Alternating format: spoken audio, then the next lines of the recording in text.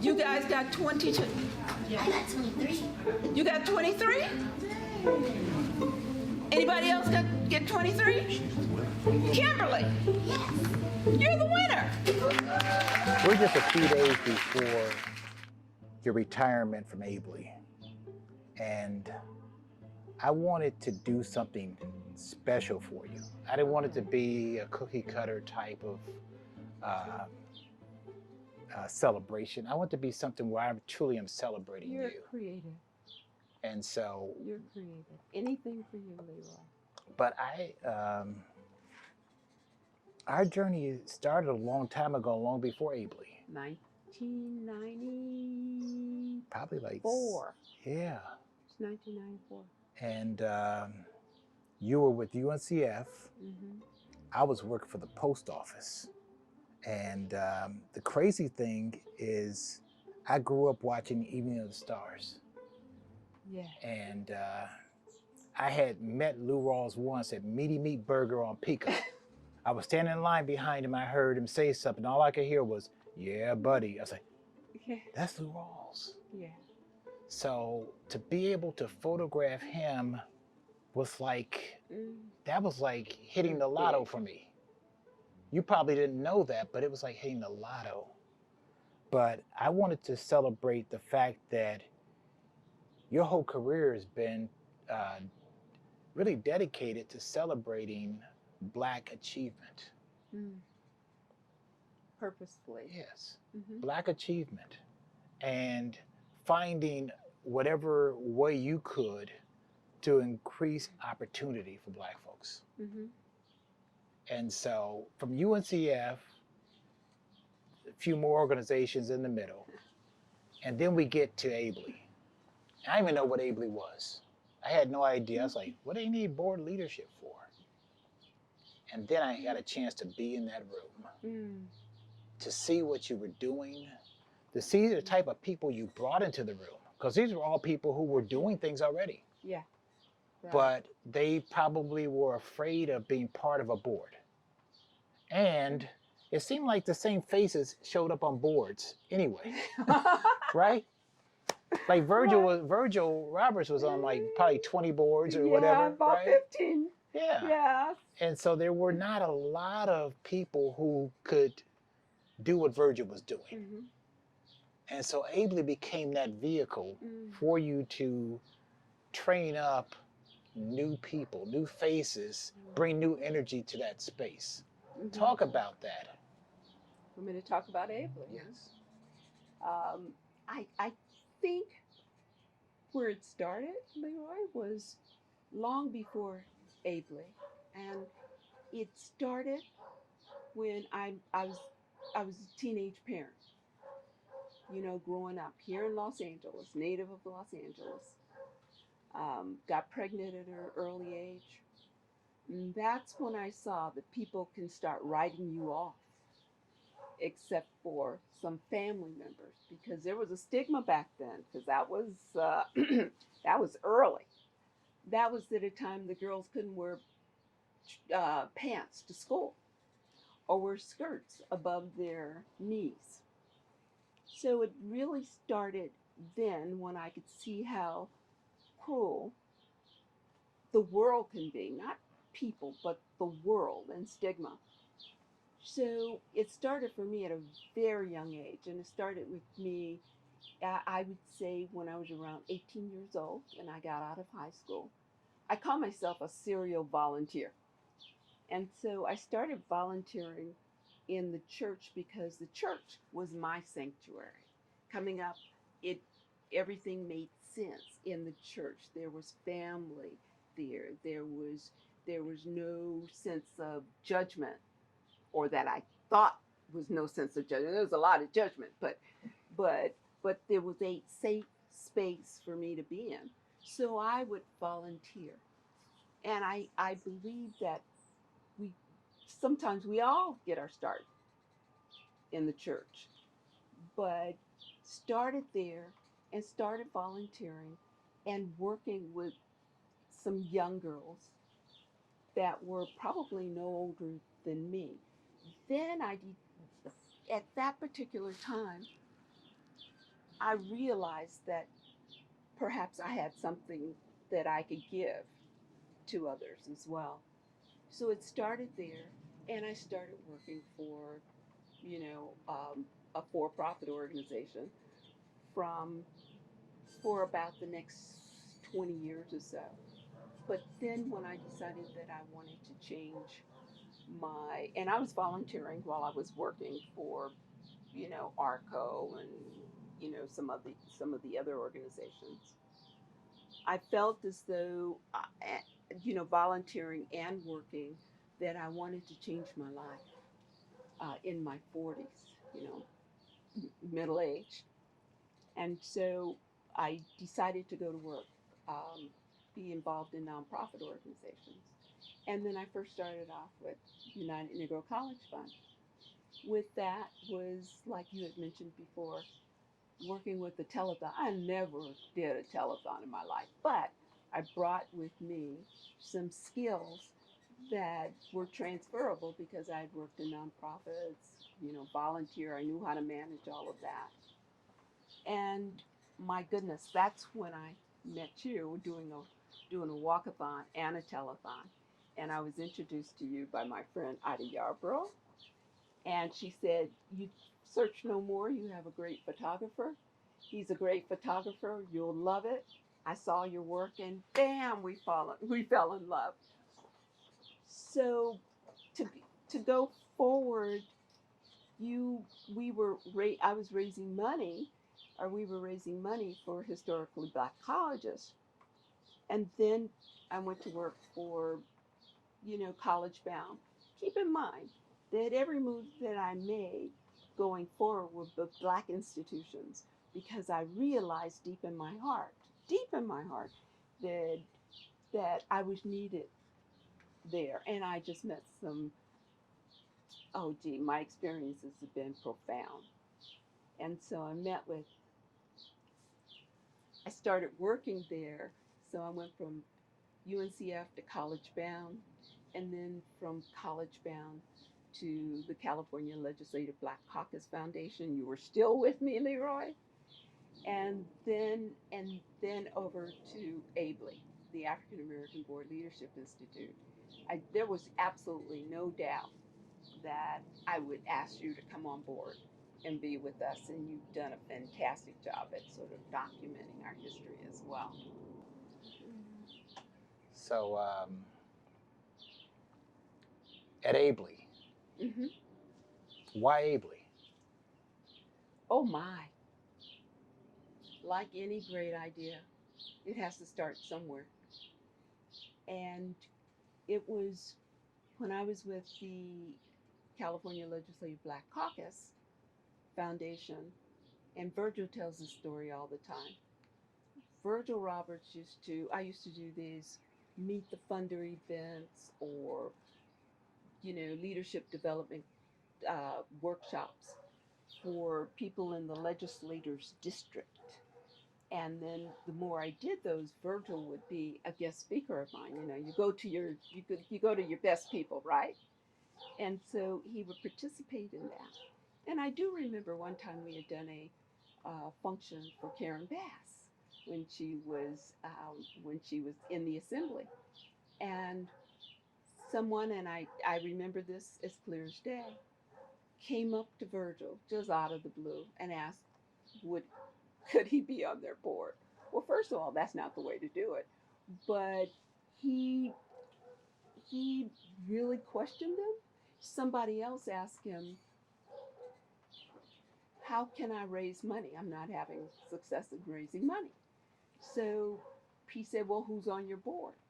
We quickly realized, because Virgil and I used to meet on a monthly basis just to really talk about, legislative black caucus. And so we were sitting down at Pan's for breakfast one morning, and I had, I had, he had spoken to me, and we were talking really about board leadership. And because so many people had asked him to be on his board, and his Rolodex wasn't really, he couldn't readily identify people. He did. He tried to, as much, and they would ask me. We quickly realized that there were not both he and I didn't do a good job at training the generation behind us. We didn't do a good job. We both admitted to that.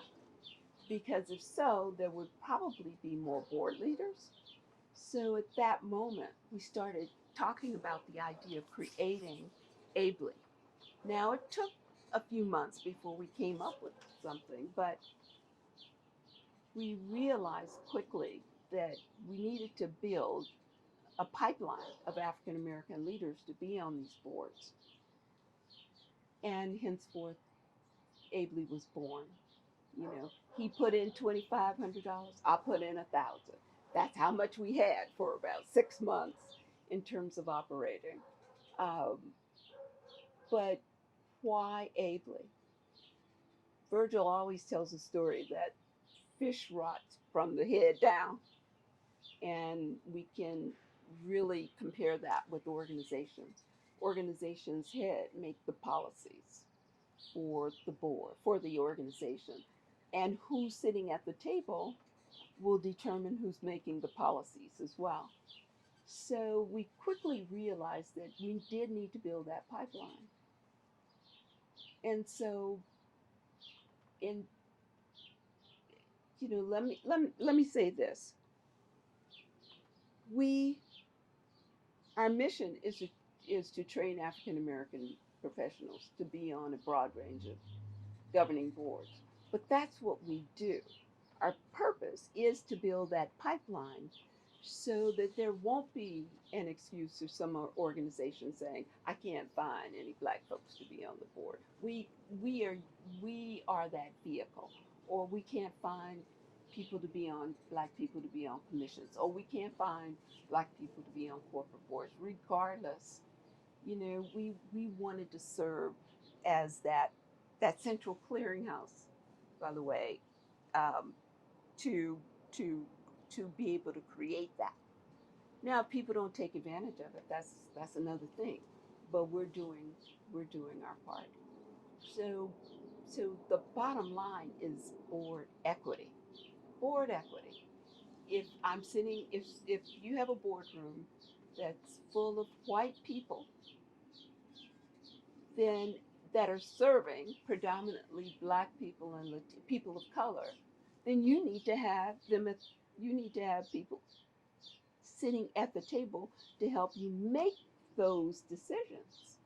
And so we we we realize that. So our North Star is board equity. Our North Star is putting people at the table because, believe it or not, that's a good jumping off point for other things going down the line. We realize being on boards can help you get promoted in your work. Being on boards will help with with with satisfying some needs that you may have deep down inside for helping. Being on boards can catapult you to being on some paid boards if that's something that you want to do. But you got to get in the door. You must get in the door. And so we are that vehicle to help you get in the door. And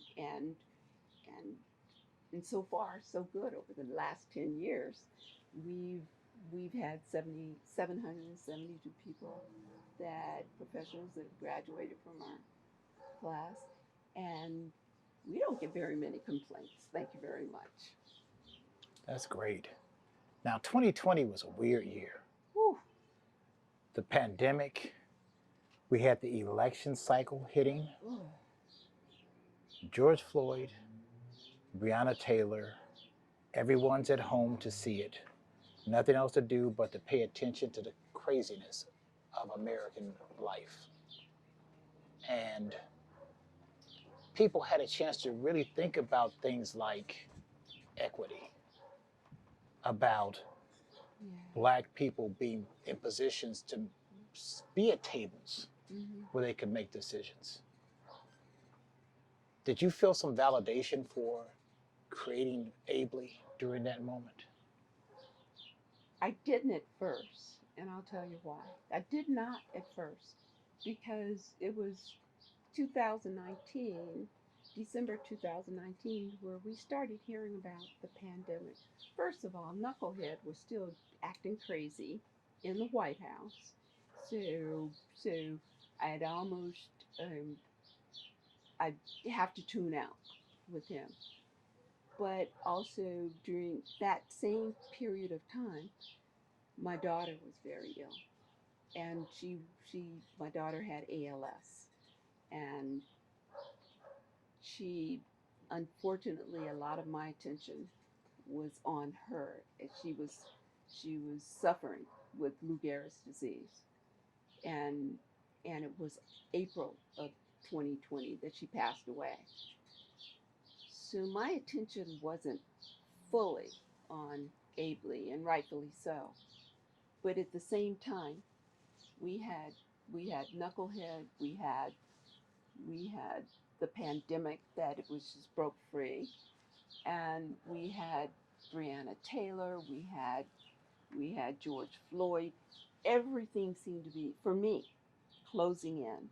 But I will say, we can't do this work by ourselves. And so we had, not only was initially our founding board members that really did a lot of the work when we first got started. And excuse me that I didn't mention them up front in terms of how we started AABLI, but it was through our founding board members. And then we have a new set of board members that came on board, and then bam, 2020 hit.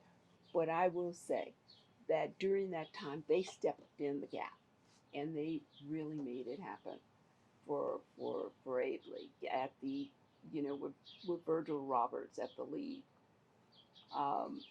And then some things began to turn around. But you know what happened, Leroy? We found a new energy. There was a new energy for getting on boards. There was a new energy.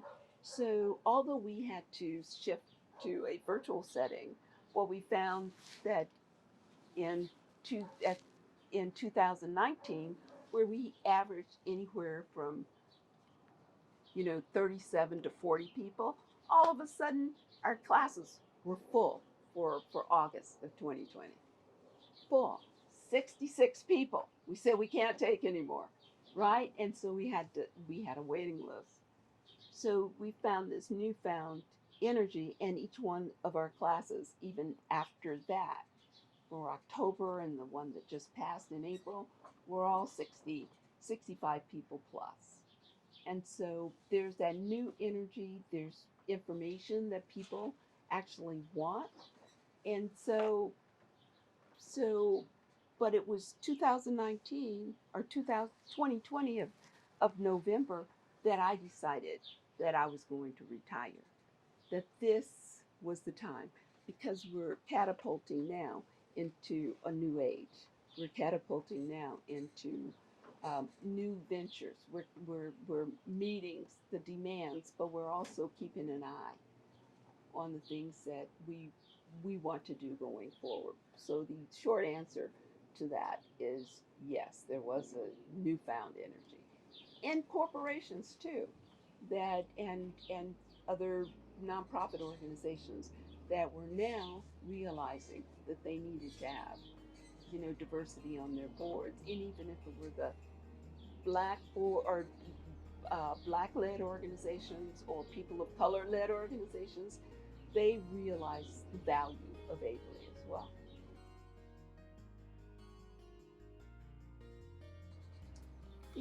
No one does this work by themselves. No one. There's always someone or a group of people that can really help you.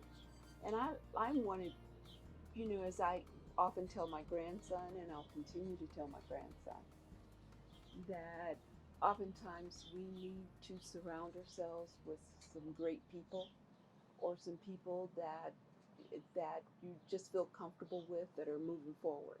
That's the main thing. But also hang on to your dreams as well. Even if it's a tiny dream, it matters. It really does. And to be able to share that dream with others or a group of people, and to see where that leads, because I couldn't go anywhere without, sharing my dreams with others, or getting getting some guidance from others as well. There's no shame in asking for guidance either, if you look at it that way. So oftentimes I share with my grandson that you can't go on this journey alone. Oftentimes there are people that are more than willing to help you or to become a part of that dream as well. As far as AABLI, I, like I mentioned before, it was born, the idea was born at Pan's Restaurant, the famous Pan's Restaurant with Virgil and I. And then we had to get a group of people. We wanted to get a group of people that really, if we shared that vision, that they would be able to share that vision as well. And that those people included Carl Bolton at the time, Ravita Bowers, Vincent Jones, Eugene Boykins, and Paul Hudson. So we were able to come together and give birth to to the organization. And then from there, we were able to roll up our sleeves. So I share that with Nicholas as well, Mr. Nicholas Chappell-Wade, that you don't go on this journey alone, and always be willing to ask for guidance, even if it means practicing, coming out and just doing other, even if it means, uh, showing some of your vulnerability, even if it means that. And so I really want to personally thank those founding board members. And since that time, we've had other board members as well. We've had Yolanda Corman, who has really been with us from the beginning. She wasn't a board member, but she's so brilliant that we had our first retreat, and then she created all of our strategic plans from that point forward. Those strategic plans help to actually guide us along the way. But it also has to start with people, those funders that believe in you as well. And one funder in particular is Bob Ross. Bob Ross at California Endowment. He believed in us, and I remember sitting down in a meeting with Virgil and Bob. They knew each other. Virgil sharing the vision. I'm cueing in, and Bob Ross looked over to Virgil and said, "How's the sister going to get paid?" And I was sitting right there. I'm saying, "Oh, me?" and and from that point on, we had a reception, and we invited funders to listen to our story. And because of him and the California Endowment, we had the funding to start our first class, which was, by the way, free to participants. Our first two classes were at no cost, because we realized that we had a concept, but we needed to be able to try this out. And when we realized it was golden, we had other classes, and today, 10 years later, we have graduated 772 African American professionals, no apology, African American professionals, to be on governing boards. Many have gone on to nonprofit boards, commissions, a few corporate boards, foundations, and so we're very proud of the work we've done so far. And I could just see this catapulted across the nation going forward.